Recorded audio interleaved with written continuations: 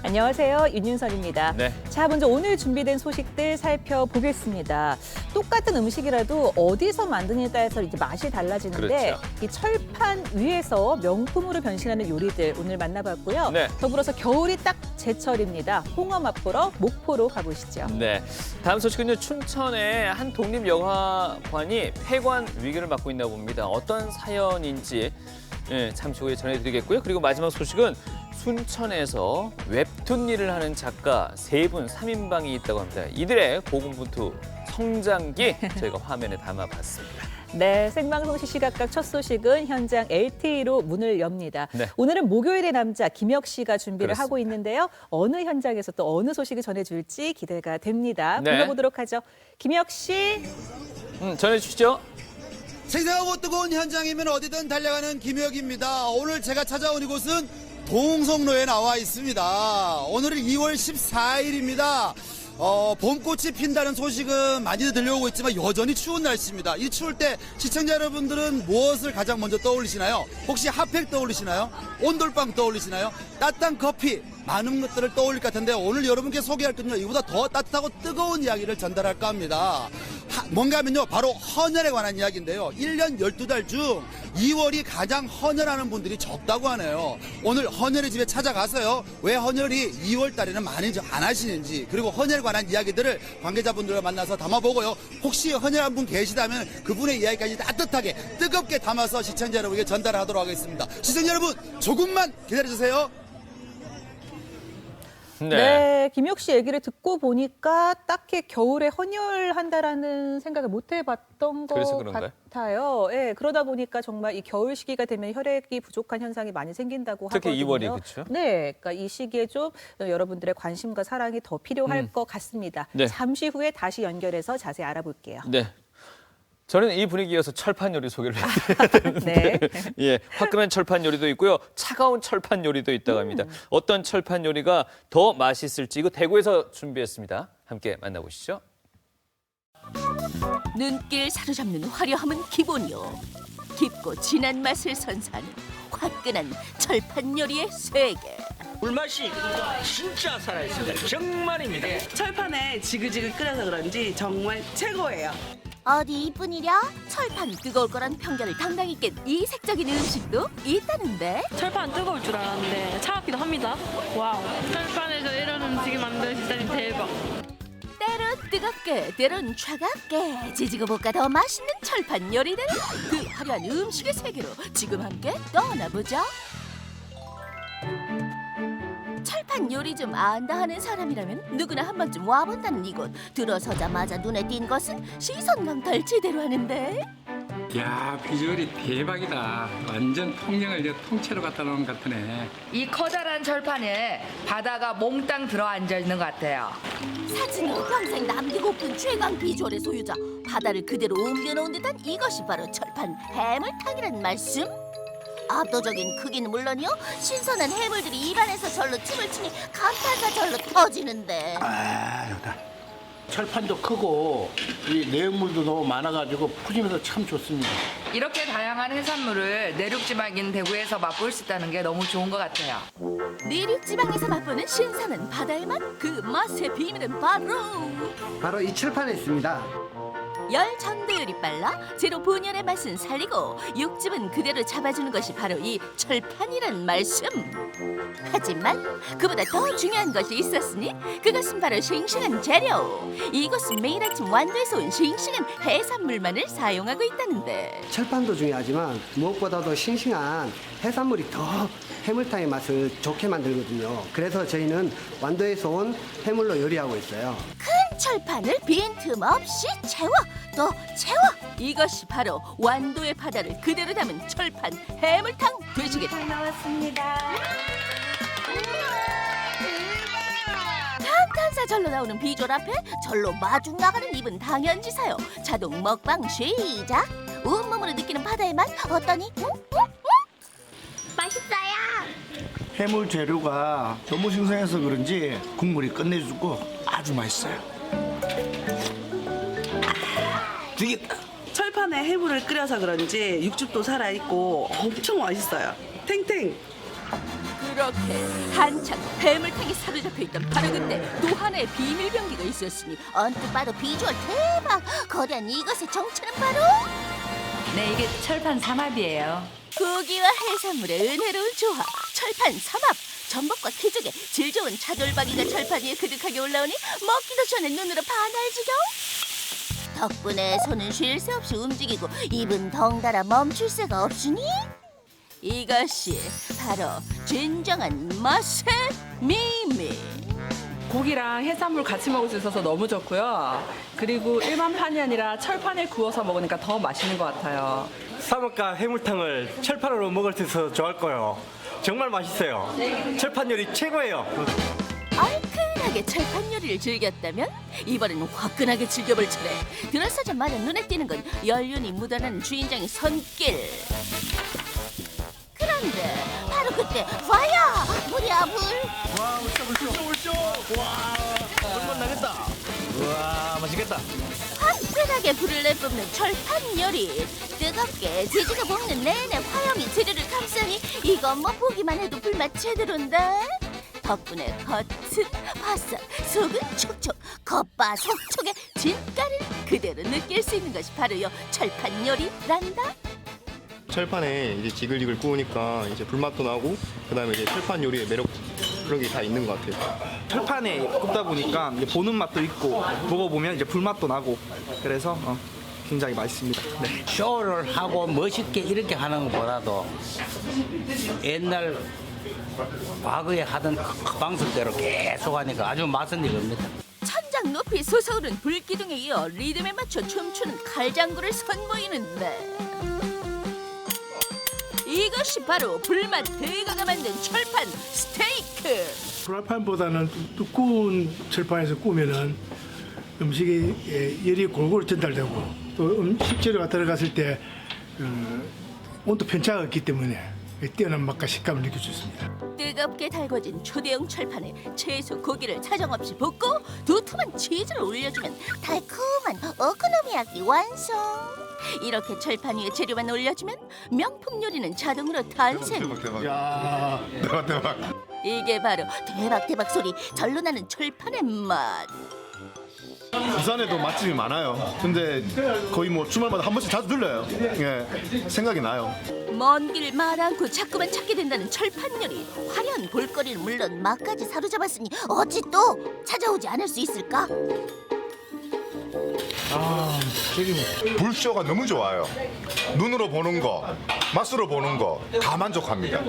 요리를 가지고 나왔을 때도 또 이 철판에 올려서 보내기 때문에 그 따뜻한 맛이 오래가고 음식 맛이 상당히 그 풍미를 오래 유지할 수 있어요. 진짜 맛있어요. 한동안 뜨겁게 지지고 볶는 철판 요리에 사로잡혔다면 이번에는 철판의 편견을 당당히 깬 이색적인 음식을 만나보자. 그런데 이 엄동설 안에 웬 아이스크림?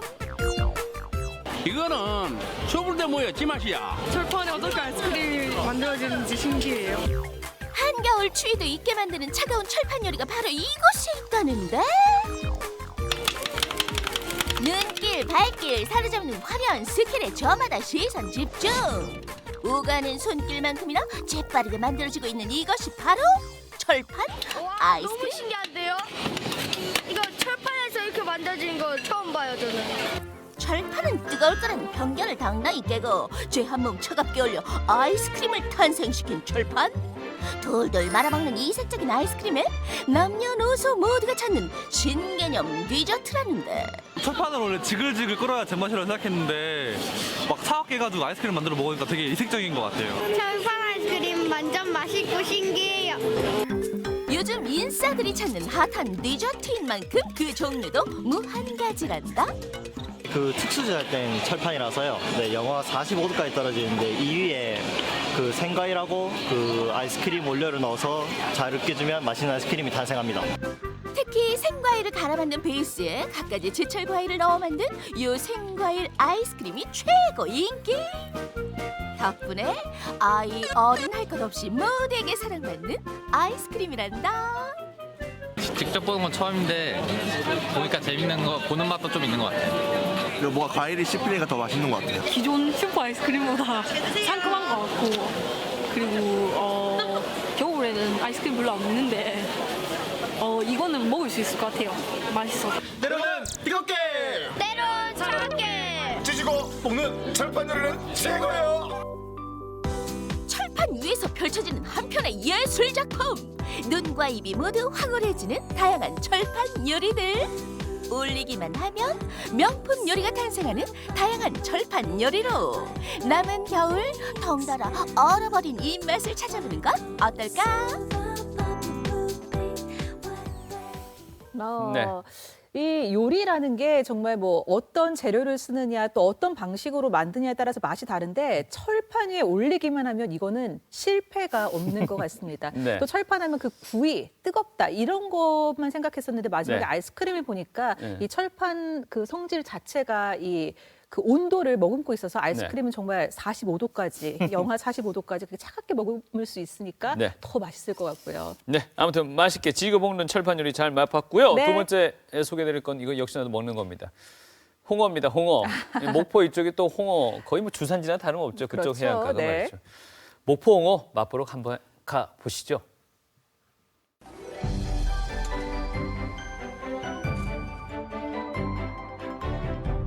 찬바람이 불면 어김없이 찾아오는 반가운 겨울 손님, 홍어가 돌아왔습니다.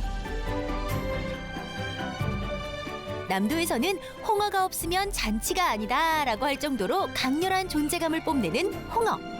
톡톡 쏘는 홍어의 참맛을 함께 느껴보시죠.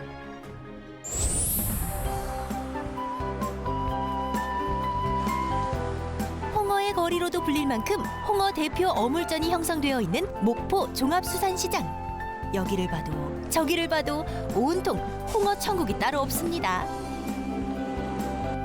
안녕하세요. 이 목포의 시원한 바다 내음과 신선한 수산물이 가득한 곳 바로 목포 수산시장에 나와 있습니다. 지금 사람들이 굉장히 북적북적한데요. 제가 이곳에 나온 이유는 따로 있습니다. 목포 하면은 홍어, 홍어 하면은 목포 아니겠습니까? 이 톡톡 쏘는 목포 홍어의 맛 제대로 맛보고 가보시죠. 출발합니다.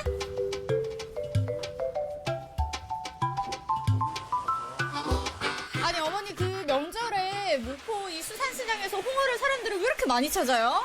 홍어 아니면 여기 전라도는 저 수산시장이나 전라도는 의지를 못하지. 홍어 아니면 우리가 두세 사람이 술 한 잔을 잡사도 조그마한 것이라도 홍어가 하나 썰어 가야 그걸로 저 만족을 느끼고 먹지. 다른 거는 별로예요. 여하튼 아무리 일감이어도. 그래서 홍어 뱉기는 모르지. 이거는 홍어가 안 들어가면 무엇이 안 돼. 와 어딜 가나 홍어가 되게 많네요. 예, 명절이라. 와 이 목포 종합수산시장 왜 이렇게 홍어가 유명한 거예요? 목포가 원래부터 옛날부터 목포가 흑산도 가깝기 때문에 원래 유명하게 됐어요. 조금 있으면 또 흑산에서 많이 들어와요. 조금 있으면 1시 대로나 들어오는데. 홍어가 예. 제철이 있을 것 같아요. 언제가 가장 제철인가요? 지금이 제철이죠. 지금 가장 지금? 제철이 예. 가을부터 시작해서 초봄까지. 찬바람이 불어오면 바다에서 나는 그 어떤 생선보다 강렬한 존재감을 뽐내는 홍어. 그래서 봄이 오기 전까지 흑산도 앞바다는 홍어잡이가 한창인데요.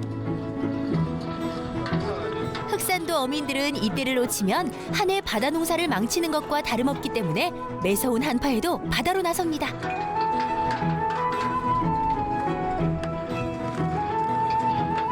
힘들게 잡아 올렸지만 홍어도 홍어 나름. 일정한 크기 이상의 암홍어들만이 극진한 대접을 받는다는 사실. 이렇게 고된 조업을 마친 홍어잡이 배들로 인해 어느 때보다 분주한 흑산도 예리항의 새벽. 바다에서 꼬박 하루 동안 건져 올린 홍어는 제 주인을 만나기 위해 흑산도 수협 위판장으로 옮겨지게 됩니다.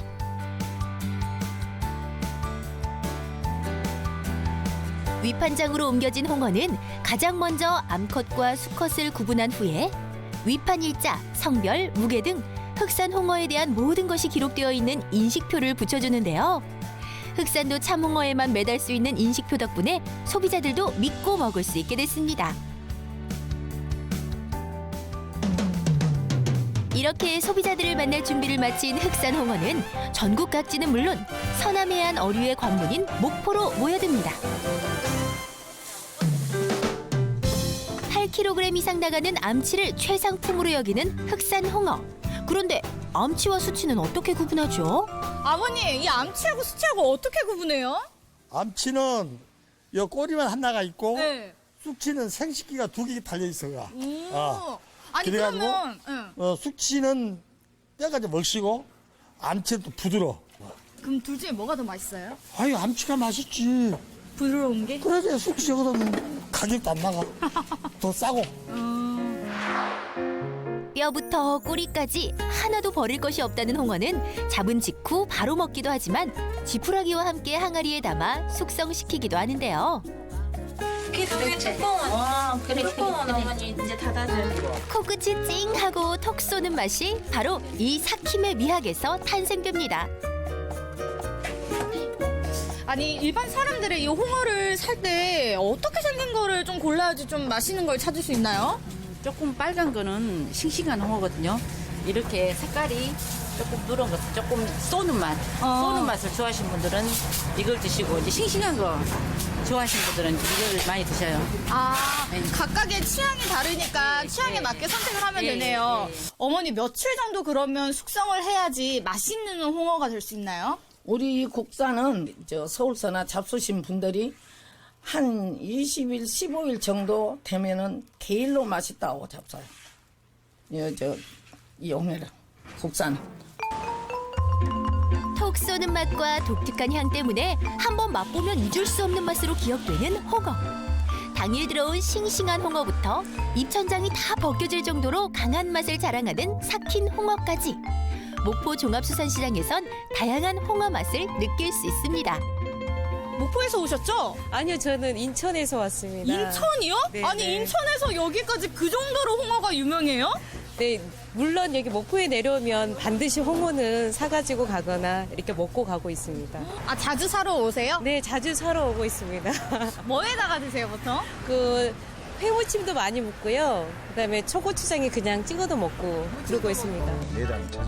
애간장이 녹는다라는 말이 나올 정도로 고소하고 부드러운 맛이 일품인 홍어애부터 쫄깃쫄깃한 꼬리, 게다가 껍질까지 살부터 뼈까지 버릴 게 없는 홍어의 참맛. 본격적으로 맛보러 가실까요? 남녀노소 누구에게나 사랑받는 맛은 아니지만 톡 쏘는 맛을 잊지 못해 홍어를 찾는 이들이 많은데요. 홍어를 부담 없이 가장 맛있게 먹는 방법이 있습니다. 코끝이 찡해지는 홍어 한 점에 잘 익은 돼지고기와 묵은 김치를 올려 먹는 홍어 삼합. 제가 홍어를 못 먹거든요. 근데 한번 홍어 삼합은 좀 먹어볼 수 있을 것 같은데 어머님이 좀 맛있게 좀 싸주세요. 삼합은 돼지고기 한 점 넣고 홍어 한 점 넣고 김치 넣고 그렇게 해서 잡수고 그 다음에는 이제 이 고기가 있기 때문에 된장, 마늘, 고추도 잡수시고 그렇게 잡수는 거예요. 이제 홍어를 잘 못 먹으니까 홍어를 가운데다 넣어. 네. 가운데 넣어. 그렇지. 참 매운맛이. 요게 홍어 삼합. 삼합. 홍어 입문 요리 홍어 삼합. 과연 그 맛은? 그 홍어만 먹었을 때 제가 싸해져가지고 못 먹거든요. 근데 이 싸할 때쯤에 고기가 잡아주고 또 싸할 때쯤에 또 이 김치가 잡아줘서 괜찮은데요? 옛날에는 진짜 더 많이 먹었지라. 요는 목포 홍어도 우들 시골에서 처녀 때 클 때도 그놈을 약간 그 집 속에다 넣어놔. 그러면 뜨뜻해갖고 한 며칠 놔두면 여기서 탁 꺼내갖고 손질을 하면 아주 완전히 숙성이 되지. 자, 여기 기름장에다가 애간장이 녹는 홍어에는 미식가들 사이에서도 별미 중에 별미로 꼽히는 부위. 와, 정말 이 목포 와서 홍어 맛 제대로 알고 갑니다. 이 톡톡 쏘는 흑산 홍어. 여러분도 목포 오셔서 꼭 맛보고 가시기 바랄게요. 안 먹어보는 사람은 몰라요. 이 목포 홍어 얼마나 맛있게요. 남도를 넘어 전국 미식가들의 입맛을 사로잡는 홍어. 코가 뻥 뚫리고 눈물이 핑 도는 독특한 맛으로 찬바람이 불어오는 이맘때 그 깊이를 더해가고 있습니다. 쫄깃쫄깃 차진 맛이 일품인 홍어 회부터 추운 속을 달래주는 최고의 한 끼 홍어 애국까지. 톡 쏘는 맛, 끌리는 맛, 홍어. 올겨울이 가기 전 홍어의 참맛을 느껴보세요. 사실 홍어 애국까지는 좀 자신이 없지만요. 홍어까지는 심하게 삭힌 거 아니면 좀 먹긴 먹거든요. 아, 네. 근데 그렇다고 해서 그렇게 막 즐겨 먹는 건 아닌데 한 호불호가 번씩 있죠. 네, 한 생각이 번씩 나요? 생각날 때가 있어요. 이게 이거 같이 소주 안주를 해서 한 번씩은 생각나는 게 이게 홍어 삼합입니다. 이게. 그게 이제 입문 아닌가요? 그렇게 그런 서서히 건지는 젖어 모르겠습니다. 들어가는 거 예, 아닌가요? 예. 저도 아직은 입맛이 좀 촌스러워서 홍어 자체만은 잘 못 먹는데 저렇게 삼합으로 먹는 건 또 괜찮더라고요. 네네. 그 홍어 특유의 그 알싸함, 거기다가 돼지고기 기름기에 이 묵은지의 그 시원함이 딱 이렇게 덮어주니까 예. 그렇게 먹는 거는 참 입맛에 맞더라고요. 아이. 지금이 한창 제철이라고 하니까 네. 추운 겨울 제철 별미 드시면서 나보시는 것도 좋을 것 같습니다. 네, 목포 홍어의 소주 한 잔이 생각나는 목요일 저녁 생방송 시시각과 함께하고 계십니다.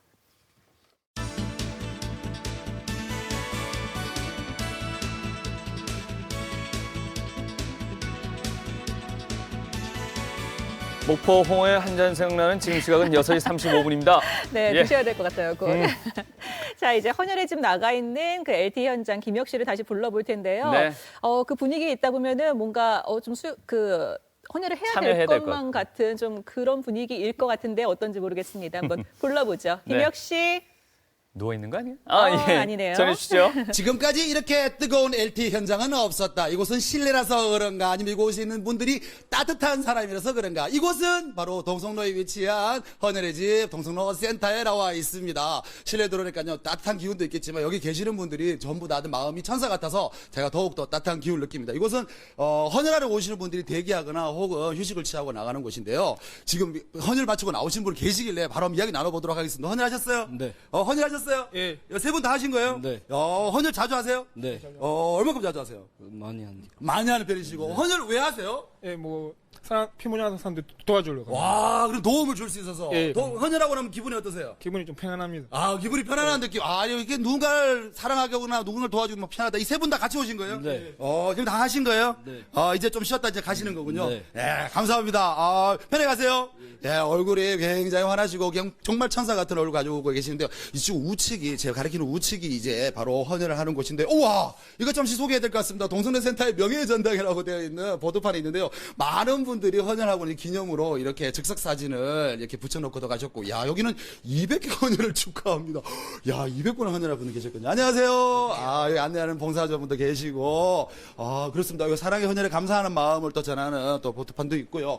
아이고, 여기 이분 한번 만나봐야겠습니다. 헌혈 끝나신 거예요? 네, 끝나고 지금 대기하고 있습니다. 대기하고 있는 거예요? 원래 헌혈 끝나면 이렇게 좀 잠시 쉬는 거예요? 네, 아마 그 빈혈을 방지하기 위해서 그렇게 쉴 것 같습니다. 1년 중에 헌혈 몇 번 하세요? 한 달에 2번 정도 한 것 같습니다. 한 달에 2번 정도? 네. 이렇게 하시는 계기가 있었을 것 같아요, 처음에. 처음에는 이제 대학생 때 헌혈 학점으로 시작해서 이제 지금까지 계속 꾸준히 하고 있습니다. 근데 처음에는 학점 때문에 했는데, 네. 이제는 쭉 하게 되는 계기가 네. 됐거든요. 하고 나면 기분이 어떠세요? 기분 아무래도 뭔가 뿌듯하죠. 이제 남을 도와줄 수 있다는 것. 그렇군요. 그래서 지금 이게 또 직장 생활 하시다가 오신 거고. 네. 그렇군요. 좀 편안하게 계시는군요. 네. 지금 제가 방해가 되는 건 아닌지. 아닙니다. 알겠습니다. 쉬십시오. 야, 이렇게 휴식을 취할 수 있군요. 자, 이곳에 헌혈하신 분도 방송 전에는요, 여기 굉장히 사람이 많았습니다. 하지만 지금 조금 사람들이 좀 빠져나간 것 같은데요. 이제 쌤한테 뵙죠. 선생님, 바쁘신데 저하고 이야기 좀 한번 나눌 수 있을까요? 선생님, 안녕하세요.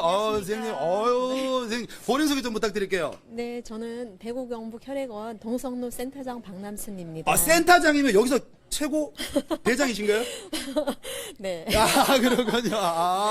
그러면 원래 이렇게 혈액, 그렇게 헌혈에 관련해서 이렇게 일을 하신 지는 총 얼만큼 되셨어요? 제가 23년. 23년째 하셨고, 이렇게 또 부서 이동이 있을 것 같아요. 지역 이동이 있을 것 같아요. 여기 대구에서 하신 지는? 저는 인천에서 있다가요. 네. 2월 1일자로 동성로 센터로 왔습니다. 그럼 여기서 잠깐 비교해 볼 수 같은데, 인천하고 여기를 비교하자면 어느 지역이 조금, 이렇게 좀 비교하기 좀 그런데, 좀 헌혈을 많이 하는 것 같은가요? 대구 지역이 더 많습니다. 아, 2월 1일자로 왔지만 네, 그 네. 데이터를 좀 아직 막 부족하겠지만은 예전 실적을 연도별로 다 이제 보고 있기 때문에 아. 대구가 규모가 더 큽니다. 아, 그렇군요. 네. 그런데 제가 알고 있기로는요, 2월 달에 헌혈 그렇게 안 한다고 그렇게 들었는데 얼만큼인가요? 그 비교가? 요즘에 이제 고등학교, 대학교 방학으로 인해서 네. 그런 영향도 있고요. 네. 그다음에 동절기 한파라든가, 네. 그다음에 겨울철 그 미세먼지 때문에 아. 외출을 자제하는 그 이유가 또 음. 헌혈 감소 요인이 되고요. 네네. 그다음에 독감이 유행해서 아, 그렇군요. 겨울철에. 네, 독감 유행하면 한 달, 네. 그 감기 앓으면 한 달 지나야 헌혈 가능하시거든요. 아. 그래서 그런 것도 이제 영향이 헌혈자 있군요. 모집에 영향이 아주 많죠. 아, 많은 분들이 이제 2월 달에 많이 애들 헌혈하러 안 오시면 좀 아쉽기도 하고 조금 조급하기도 하고 그렇겠어요. 그렇죠. 적정 보유량을 재고를 갖고 있어야 되는데 요즘에 재고량이 특히 O형인 경우는 많이 네네. 떨어지고 있거든요. 근데 잠깐 돌발 질문하겠습니다. 네. 헌혈을 하고 싶지만 못하는 사람도 있을 것 같고 이런 사람들은 헌혈이 가능하다. 그거 좀 시청자 여러분께 좀 설명 좀 부탁드릴게요. 헌혈이 가능한 거는 네. 이제 일단 나이로 보면은 만 네. 16세부터 65세까지 그렇게 누구나 가능한 거고. 네, 그러고 여자는 45kg 이상, 네. 남자는 50kg 이상, 건강한 사람이면 누구나 헌혈 가능하십니다. 아, 그럼 한 가지 여쭤볼게요. 비만인 사람도 괜찮은가요? 문제 없습니다. 아, 문제 없습니까? 아이고, 문제가 없군요. 아, 네네. 그렇군요. 그런데 우리가 보통 이렇게 헌혈의 집이나 헌혈차가 있잖아요. 네네. 버스가 있잖아요. 네. 보면은 급구 무슨 형 혈액형을 구한다 이러는데 그게 진짜 급해서 그런 건가요? 그럼요. 왜요? 저희가 이제 적정 보유량을 5일치씩 5일 동안? 재고를 갖고 5일 동안 이렇게 출고 가능한 아. 혈액이 이렇게 5일분은 갖고 있어야 되는 미리 거예요. 그렇죠. 유비무환으로 가지고 있어야 되는데. 병원에서 언제든지 요청을 하고 하기 때문에 네네. 혈액원에서 그만큼 유지를 하고 있어야 되거든요. 근데 그게 부족하게 나타나거나 데이터가나 전송이 오거나 그러면 빨리 그걸 또 구해야 되는 거군요. 네네, 그렇죠. 아, 그럴 때마다 시민들의 어떤 참여가 굉장히 필요하겠군요. 그럼요, 절실합니다. 그렇군요. 근데 여기 헌혈하러 오시는 분들 조금 전에는 굉장히 많았어요. 이제 마감 시간이 다 와서 그런 것 같은데요. 네. 운영하는 시간은 어떻게 되나요? 운영 시간은 네. 8시까지 하고 있습니다. 8시까지 하고 네. 있고요. 그리고 공휴일이나 일요일 같은 데는 어떻게 되나요? 토요일도 8시까지 하고 있고요. 일요일, 공휴일은 6시까지 운영을 합니다. 아, 그렇군요. 그러면 이제 8시까지 평일에 할 수 있으면 퇴근하시는 분들은 오셔가지고 편안하게 하시면 되겠군요. 네네. 아, 그렇군요. 우리 시청자 여러분들에게 헌혈 2월달이지만 그래도 많이 하시라고 네. 이 춥지만 좀 밖으로 나오셔서 헌혈 네. 집에 오셔서 헌혈하시라고 한번 말씀 부탁드릴게요. 네, 헌혈은 수혈이 필요한 환자분에게 꼭 필요한 그 나눔 봉사활동이거든요. 그래서 헌혈을 하면 그 타인에게 도움도 되지만 네. 헌혈자 본인에게도 굉장히 여러 가지 이점이 많습니다. 그렇군요. 네. 예를 들면 봉사활동 시간 4시간 인정이 되고요. 군 입대할 때 가산점 인정이 또 됩니다. 그리고 유공점 표창이 30회, 50회, 100회, 200회, 300회. 이런 혜택이 많아요, 이렇게? 이렇게 이제 표창이 또 되고 있습니다. 이게 많이 하시라고 한 말씀 마지막 시작. 네. 그래서 네. 헌혈을 정말 지금 혈액이 부족한 시기에 네. 한번 도전해서 네. 환자를 살리고 네. 생명 나눔을 할 수 있는 이런 기회에 한번 동참해 보셨으면 좋겠습니다. 네, 근데 센터장님 정확하게 한 말씀 안 드렸는데요. 헌혈 끝나고 나면 좀 우리가 받는 거 있잖아요. 네. 뭘 받죠? 헌혈 증서 일단 받고 있고요. 헌혈 증서 받고요. 기념품. 기념품 받고 또 그다음에 빵과 우유. 빵과 우유 이게 바로 매력이 아닌가 그런 생각이 듭니다. 아, 헌혈 많이 해야 될 것 같습니다. 선생님 감사합니다. 한 가지만. 한 가지만 더. 예, 말씀하시면 괜찮습니다. 스마트 앱이나 네. 홈페이지에서 예약이 가능하거든요. 그래서 예약을 하시면 기다리지 않고 빨리 헌혈을 하실 수 있어요. 아, 또 그래서 그런 시스템도 예약을 마련되어 있군요. 하시고 오시면 더욱 편리합니다. 아, 그렇습니다. 아유, 감사합니다, 선생님. 감사합니다. 지금 또 한 분만 다 빨리 좀 만나봐야 될 것 같은데. 선생님, 안녕하세요. 예, 안녕하세요. 안녕하세요. 직장 다니세요? 예, 직장 다닙니다. 지금 직장 퇴근하고 여기 오신 거예요? 예, 바로 퇴근. 어디 사시는 누구신데요? 저는 평리동에서 왔습니다. 직장은 어디신데, 그만? 혁신도시요. 성함이? 이재준요. 잠깐만요. 혁신 오시면 동구고, 예, 예. 사는 곳은 평리동인데 지금 헌혈하러 여기까지 오신 거예요? 그렇죠. 여기밖에 없으니까 여기 당연히 와야죠. 아, 그렇군요. 이거 헌혈하는 이유, 정말 자신만의 주관적 이유가 뭔가요? 뭐 그냥 남들 도와주고 싶어서 그냥 제가 이제 헌혈을 함으로써 다른 사람들 도와줄 수 있다는 생각 때문에. 아, 1년에 몇 번 하세요? 한 2번, 3번 하세요? 그보다 더 많이 하는 거. 얼만큼 하세요? 그거 말씀해 주세요. 저도 한 달에 한 2번씩. 한 달에 2번이면 거의 한 24회 정도. 그렇죠. 하고 나도 괜찮죠? 괜찮아요. 진짜. 한마디로 헌혈을 많이 하시라고 한 말씀 부탁드릴게요. 아까 전에 음식이라 했는데 저는 저도 빵과 우유 때문에 하는 것 같아요. 여기 있습니다. 지금 헌혈이 끝난 상태에서.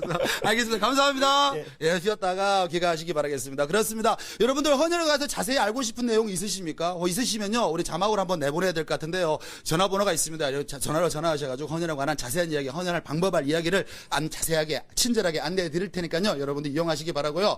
헌혈은 사랑의 징검다리입니다. 여러분들 따뜻함을 전달할 수 있는 유일한 나의 마음 위로이자 이웃과 함께하는 게 아닌가 싶은데요. 여러분들 2월달에 헌혈이 많이 부족하다니까 여러분들 참여해보면 어떨까 그런 생각이 듭니다. 헌혈의 집에서 김혁이었습니다. 네. 한 달에 2번씩이나 그러게요. 저렇게 하시는 분들도 많이 계시네요. 네. 그 연락처 한 번 더 내주시죠. 예, 헌혈 관련한 또 문의하실 분들은 문의 이쪽으로 하시면 될 것 같고요. 네. 예, 많은 분들 또 사랑을 나누는 그런 헌혈에 또 동참하는 계기가 됐으면 좋겠네요. 네. 자, 이어지는 소식은요. 네. 문화예술계 이야기를 좀 해볼까 하는데 요즘 뭐 문화예술계에서 독립영화, 독립출판 이런 쪽의 대세라고는 하지만 네. 사실 현실이 그렇게 녹록하지만은 않는 것 맞습니다. 같습니다. 지금 춘천에서 독립영화를 볼 수 있는 유일한 독립영화관이 곧 폐관을 앞두고 있다고 하거든요. 어떤 사연인지 만나보시죠. 춘천시 운교동에 위치한 한 가게. 영화 포스터가 붙어 있는 걸 보니 비디오 대여점? 아니면 영상 제작업체? 하지만 이곳은 사실 엄연한 영화관이다. 춘천에서 직접 독립영화 전용 상영관을 운영 중인 유재균 대표. 하지만 그는 요즘 이 영화관의 폐관을 준비하고 있다. 저희가 처음에 열었던 취지랑은 이제 점점 멀어지는 것 같고 이 공간을 계속 저희만의 힘으로 운영하기에는 너무 어려운 부분들이 많아서 폐관을 결정하게 됐고요. 춘천에서 독립영화를 볼 수 있는 유일한 장소. 영화 마니아들에게 사랑받던 일시정지 시네마는 이제 아쉽게도 추억 속으로 떠나려 하고 있다. 블록버스터급 상업영화들도 시작은 모두 독립영화에서 출발한다는 사실. 유재균 대표 역시 여러 편의 단편영화를 연출한 영화감독이다. 그의 첫 작품은 2010년 제작한 아폴로 눈병. 제가 어릴 적에 아폴로 눈병이 어떻게 보면 학교를 안 갈 수 있는, 어떻게 막 이렇게 옮아서 학교 막 안 가고 이런 걸로 작용을 했었는데, 그냥 군대에 있을 때 갑자기 내가 이러한 생각을 하고 있을 때 뭔가 힘든 상황에 놓인 친구들이 있을 수도 있겠구나라는 생각이 불현듯 들어서 그냥 이제 학교에서 무상급식만 먹을 수 있는 친구가 이제 학교가 아폴로 눈병 때문에 이제 휴교가 돼서 밥을 못 먹는 그런 아이러니를 담은 짧은 영화입니다. 유재균 대표는 젊은 나이에도 다양한 경력을 쌓아온 실력자다. 복합 문화공간을 운영하는 회사에서 직장 생활도 했고 약사 그라운드라는 지역 축제를 기획하기도 했으며 단편 영화 연출 경력도 여러 편에 미디어 아트를 활용한 인터랙티브 전시를 열기도 했다. 거기에서 더 나아가 직접 영화관을 운영하기까지. 그런데 어쩌다 영화관을 차릴 생각을 했을까? 2015년도에 제가 이제 직장 그만두고 좀 문화예술을 가지고 어떻게 하면 좀 춘천에 재밌는 걸 해볼 수 있을까 고민을 하다가 이제 영화를 찍기도 했었고 그러던 찰나에 더 랍스터라는 영화가 개봉을 했어요. 근데 2015년 칸 영화제에서 심사위원상을 수상한 예술영화 더 랍스터. 유재균 대표가 개인적으로 꼭 관람하고 싶었던 작품이지만 개봉 당시 춘천에선 상영하는 극장이 없었다고. 스크린 독과점의 문제를 피부로 느꼈던 순간이었다. 일단 그 더 랍스터라는 영화가 개봉을 했을 때도 이제 검사회전이라는 그 큰 영화가 개봉을 했었고요. 2015년 기준 국내 2,424개의 스크린 중 무려 75%를 차지했던 타 영화. 관객들이 보고 싶은 영화를 못 보는 건 분명 스크린 수가 부족한 탓은 아니었다. 예매율이 낮은 영화는 아예 상영 시간표가 바뀌기도 일쑤. 스크린을 확보하지 못하면 당연히 관객들 입장에서는 이런 영화의 존재 자체도 알 수 없고 이런 영화가 있었는지 없었는지도 모른 채로 그냥 사라져 버리는 거죠. 그런 것들이 좀 안타까웠고 어떻게 보면 관객들이 좀 더 선택을 할 수 있는 그런 여지를 좀 많이 남겼으면 좋겠다라는 취지로 생각을 하고 시작을 했던 것 같아요. 이런 모순에 맞서고자 대한영화관으로 문을 연 일시정지 시네마. 현재로선 강원도에 단 3곳뿐인 독립영화 전용관 중 하나이자 유일하게 개인의 의지로 문을 연 곳이다. 공사부터 소품 하나까지 모두 유 대표가 직접 꾸민 공간. 그런데 왜 이름이 일시정지일까? 일시정지라는 이름 자체가 이제 영상을 볼 때 굉장히 익숙하게 만나는 심벌이잖아요. 이제 이렇게 잠깐 멈추고 뭐 볼일을 보기도 하고, 일단 이름이 그냥 떠올라서 이름을 정해놓고 거기에 이제 의미를 부여한 게 잠시 멈추고 삶을 돌아볼 수 있는 공간이었으면 좋겠다 해서 일시정지 시네마로 이름을 지었습니다. 대형 멀티플렉스에 비하면 한없이 소박한 공간. 영화를 보러 들어갈 때도 마치 방문을 열고 들어가는 느낌이다. 다양한 영화 포스터를 구경하며 지하로 내려가면 짠 하고 등장하는 아담하고 포근한 18개의 객석. 일시정지 시네마의 단 하나뿐인 상영관이다. 저희 대안 공간이다 보니까 뭐 극장이랑은 달리 일반 이제 컴퓨터로 상영을 하고요. 네, 이제 프로젝터로 상영을 하고 있습니다. 그 어떤 영화관보다 관객과 가까운 음악. 영상이 못지않은 프로젝터. 배우가 속삭이는 목소리까지 선명하게 들려주는 스피커. 좌석 번호 없이 자유롭게 취향대로 선택해 앉을 수 있는 안락한 객석까지. 와, 이 정도면 골드 클래스네. 일단 저희가 초반에는 이제 커뮤니티 시네마라는 개념을 도입해서 굉장히 활발하게 이제 관객들과 소통도 했었고, 어디서나 볼 수 있는 상업 영화는 대형 영화관으로 가세요. 일시정지 시네마의 상영 시간표는 언제나 단편 영화, 독립 영화, 그리고 예술 영화로 한가득. 그 어떤 영화든 관객과 만날 기회는 평등해야 한다는 게 이곳의 신념이다.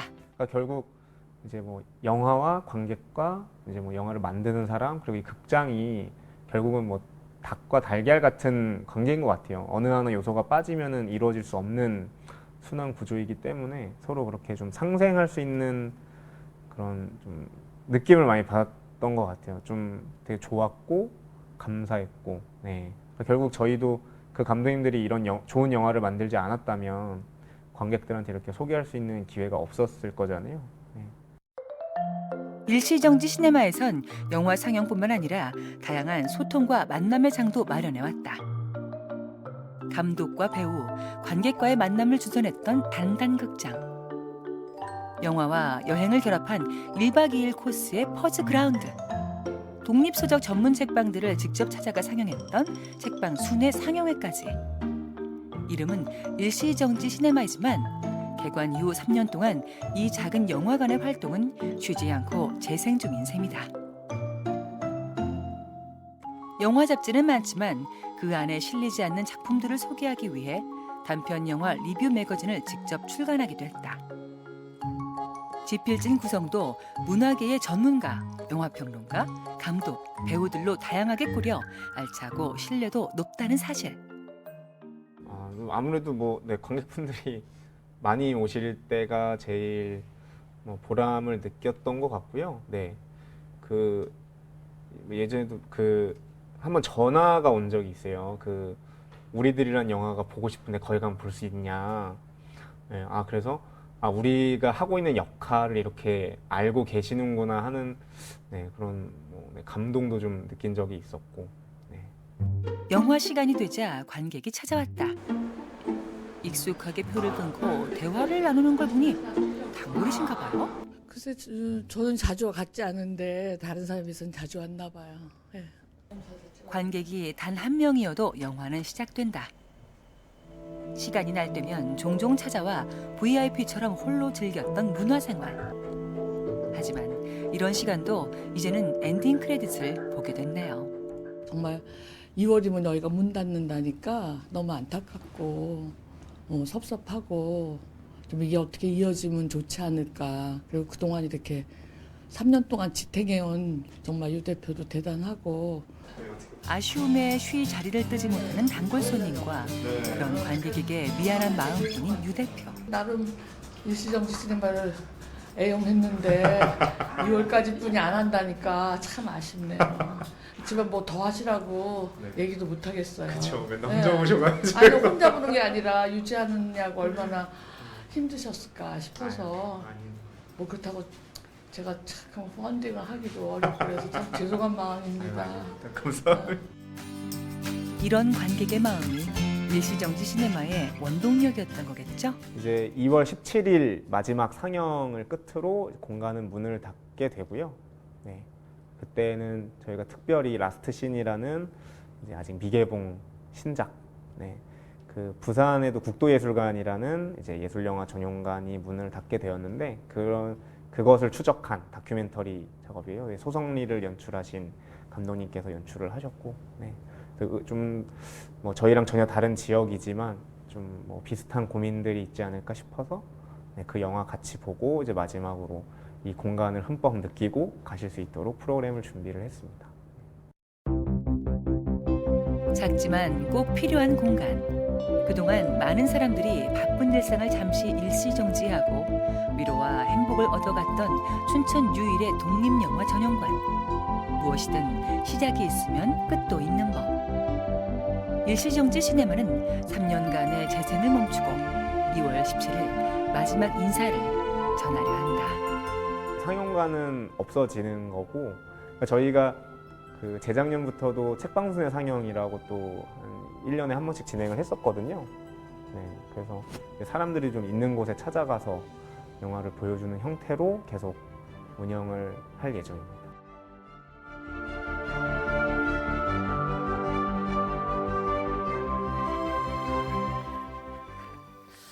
네, 대구에는 그래도 요즘 다행히 좀 트렌드처럼 이런 독립영화나 독립출판물들을 볼 수 있는 공간들이 생기는 것 같은데 네. 이거는 이제 춘천 소식이기는 하지만 보는데 뭔가 제가 조금 더 아쉬운 것 같기도 하고 네네, 그런 것 같네요. 네, 관객 수가 많지 않아도 사실 저런 곳을 정말 좋아하시는 마니아층 분들도 많이 계시잖아요. 그러게요.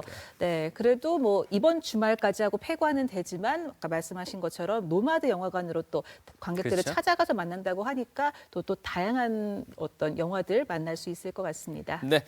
자, 그리고 이제 오늘 저희가 준비한 마지막 소식 전해드리겠습니다. 웹툰, 인터넷에서 만나는 만화죠. 이 웹툰 작가, 이제 처음으로 발 디디고 있는 새내기 작가도 있고요. 뭐 다른 일 하다가 다시 웹툰 작가로 돌아오신 분도 계시답니다. 그런 3명이 보여주는 고군분투 성장기, 네. 예, 함께 만나보시겠습니다.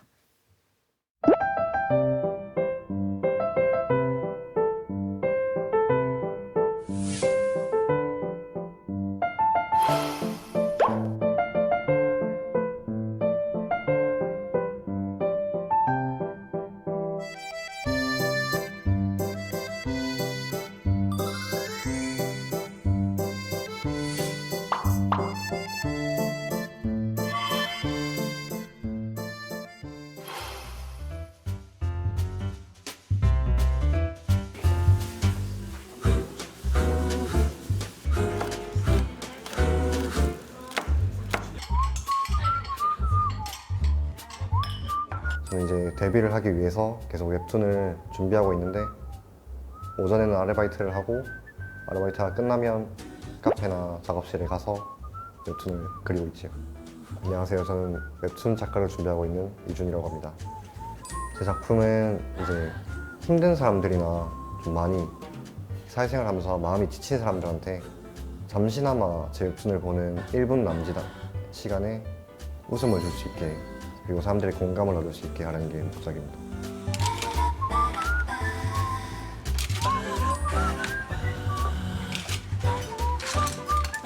사실 생활비죠. 월세나 식비나 시간을 많이 뺏긴다는 생각이 들고, 사실 제 전공과 전혀 관련 없는 부분이기도 해서 이번에 전공과 관련된 일을 찾아보고 있습니다. 방과 후 교실인데 제가 뭐 시간제 강사로 나가서 아이들에게 방과 후에 웹툰의 과정이나 뭐 만드는 방법을 이렇게 알려주는 교육을 준비하고 있습니다.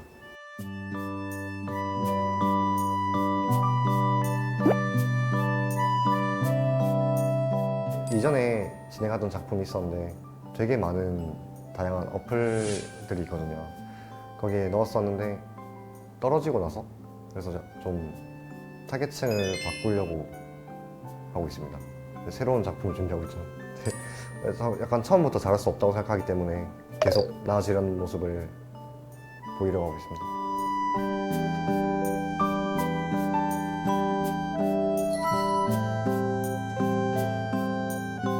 프로를 했으니까 이제 약간 제 작품관이 대중성이 좀 없을 수 있으니까 좀 더 사람들한테 공감을 얻는 작품을 만들려고 다시 준비하고 있습니다. 대두되고 있는 사회적인 문제나 이런 면들에서 사람들의 공감을 얻고 그거를 만화로 해소할 수 있게 하는 게 좋다고 생각합니다. 사실 제 경험담도 포함이 되어 있고 살면서 손님들이나 일하는 입장에서 생각한 것들도 다 포함이 되어 있습니다. 주변 사람들의 성격을 따오는 경우도 많고 제가 보고 좋았던 사람의 성격이나 나빴던 사람의 성격을 가져오는 경우가 많습니다.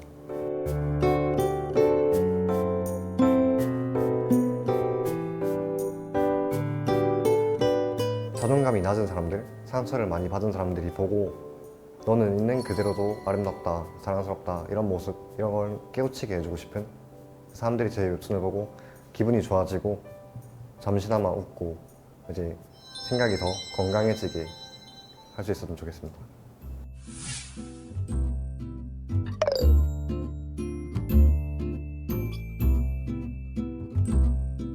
안녕하세요. 저는 이제 웹툰 작가로 데뷔한 지 5개월 차 된 신인 작가 김민영이라고 합니다.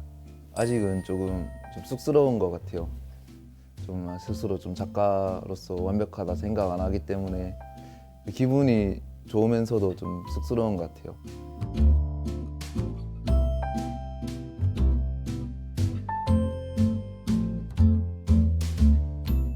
저 이제 중학교 때까지는 약간 과학 쪽으로 꿈이 있었거든요. 거기 이제 영재교육원도 다니고 그 정도 이제 과학 쪽으로 꿈이 있었는데 이제 제 친구랑 한번 만화 대여점을 간 적이 있어요. 근데 대여점 가서 처음으로 본 만화가 너무 가슴에 약간 남는 거예요. 그때 이후로 계속 약간 만화를 그리고 싶고 제가 좀 생각하는 스토리를 남들에게 보여주고 싶다는 그런 생각이 계속 들어서 이렇게 만화 쪽으로 꿈을 잡게 되었습니다. 그리고 이제 만화를 계속 그리다 보니까 제 꿈을 이제 가장 잘 펼칠 수 있는 게 웹툰 작가라서 이제 웹툰으로 이제 확실하게 꿈을 잡게 되었습니다.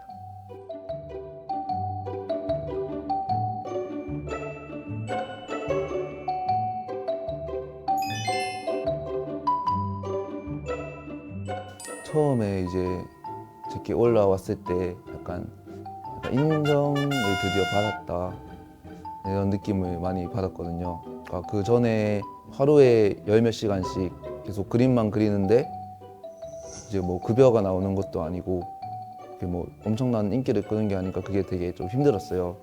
근데 그런 상황에서 제가 이렇게 연재 기회를 잡게 되고 처음으로 이제 제 이름을 달고 공개된 장소에 연재가 되니까 엄청 뿌듯하더라고요.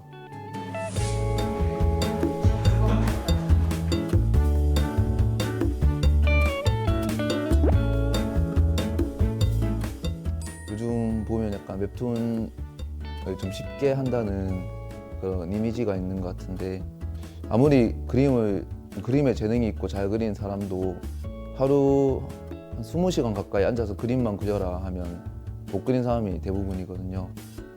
웹툰이란 거는 결국 한 주 안에 자기가 최대한 뽑아낼 수 있는 퀄리티로 잘 그려내야 되는 그려내야 되는 장르이기 때문에 계속해서 앉아서 하루 종일 그림만 그릴 수 있는 그런 노력을 할 수 있는 사람이어야만 웹툰 작가가 좀 할 수 있지 않을까 하는 생각이 듭니다.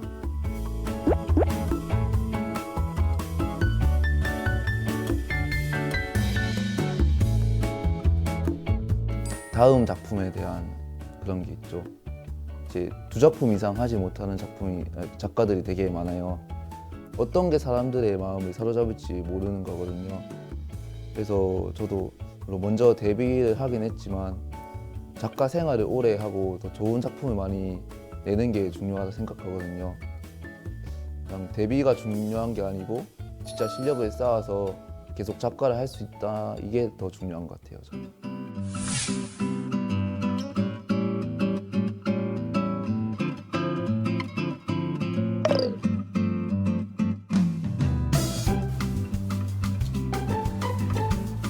저는 10년째 만화를 그리고 있는 만화가 김민준이라고 합니다. 지금 한 10년, 데뷔한 지 10년 차 되는데 저는 중간에 놀아서 그런지 쉬어서 그런지 작품 수가 적고 인지도도 많이 낮은 편이죠. 네. 제 업입니다.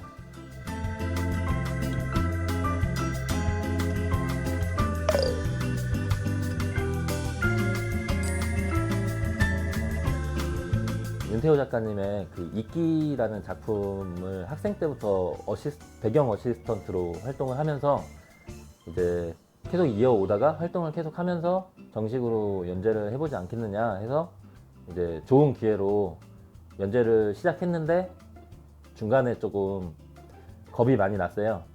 이제 만화가가 되면 무조건 돈도 잘 벌고 유명해지고 이제 다 끝난 건 줄 알았는데 그때부터가 시작이더라고요. 그래서 겁이 나서 도망갔죠. 대학원으로 공부한다는 핑계로.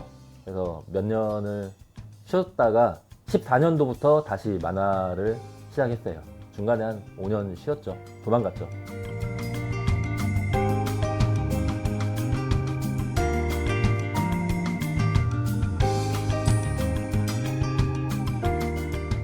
아이를 키우면서 제가 느꼈던 이제 감정 같은 거를 좀 녹아내려서 작품을 만들고 싶어서 지금 그 작품을 준비 중에 있습니다.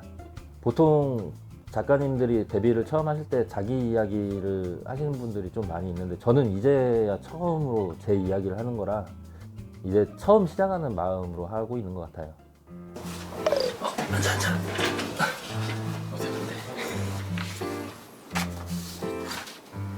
정확한 선을 그으려고 노력을 계속 연습해보면 되는데 그려보는 수밖에 없어요, 이렇게.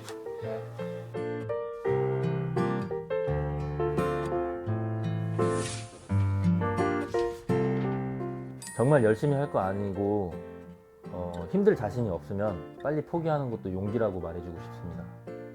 아, 도망쳐? 만화가로 데뷔하는 게 시작이거든요. 데뷔 후가 더 힘듭니다. 데뷔하고 나서는 이제 책임을 져야 되거든요. 자기 아이가 사고치고 오면 부모가 가서 책임을 지는 거잖아요. 똑같은 거라고 생각해요.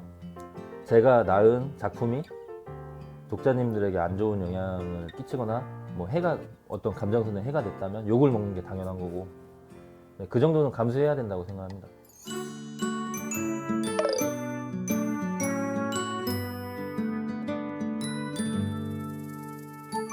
앞으로 더 성장을 해야 되는데 성장이 더디다는 거 그게 가장 큰 고민인 것 같아요. 제가 아직 작가로서 자격이 계속 미달되어 있는데 너무 바둥거리는 거 아닌가 네, 그런 거 고민이 많이 되죠.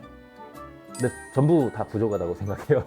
그림도 그렇고 이제 시나리오 창작 능력에서도 많이 부족하다고 생각해서 공부를 계속 하고 있는 것 같아요.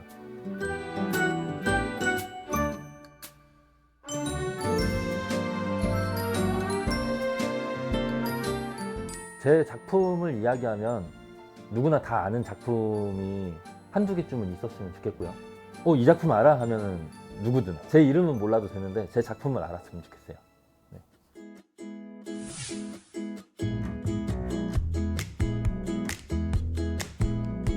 I just wanna be okay, be okay, be okay. I just wanna be okay today. I just wanna be okay, be okay, be okay. I just wanna be okay today. I just wanna feel the day, feel the day. 네. 네. 세 분의 이야기를 만나봤는데 저는 정말 대단하다고 느끼는 게 사실 제 동생이 2년 동안 웹툰 작가 일을 했었어요. 진짜요? 네, 그래서 2년 동안 작품 하나를 마무리하고 이건 더 이상 자기는 이제 못하겠다 해서 이제 내려놨는데 네. 사실 옆에서 보니까 그림은 너무 당연한 거고 아까 신인 작가분이 말씀하신 것처럼 정말 20시간 이상 하루 동안 계속 그림만 그려야 되는 그 끈기도 필요하고 머리도 좋아야 되고 아이디어를 계속 짜야 되니까 체력도 좋아야 되고 이게 보통 일이 아니더라고요. 그래서 저는 웹툰 볼 때 결제하는 거 정말 아까워하지 않아요. 정말 돈을 많이 쓰는 편이에요. 그래서 저 세 분의 이야기도 기다리겠습니다. 제가 결제해서 꼭 볼게요. 알겠습니다. 네. 자, 이렇게 해서 오늘 마지막은 우리 윤유선 아나운서의 동생 소식으로 마무리했습니다. 예. 오늘 준비한 소식은 여기까지고요. 오늘 그 뭐 초콜릿 주고받는 날이고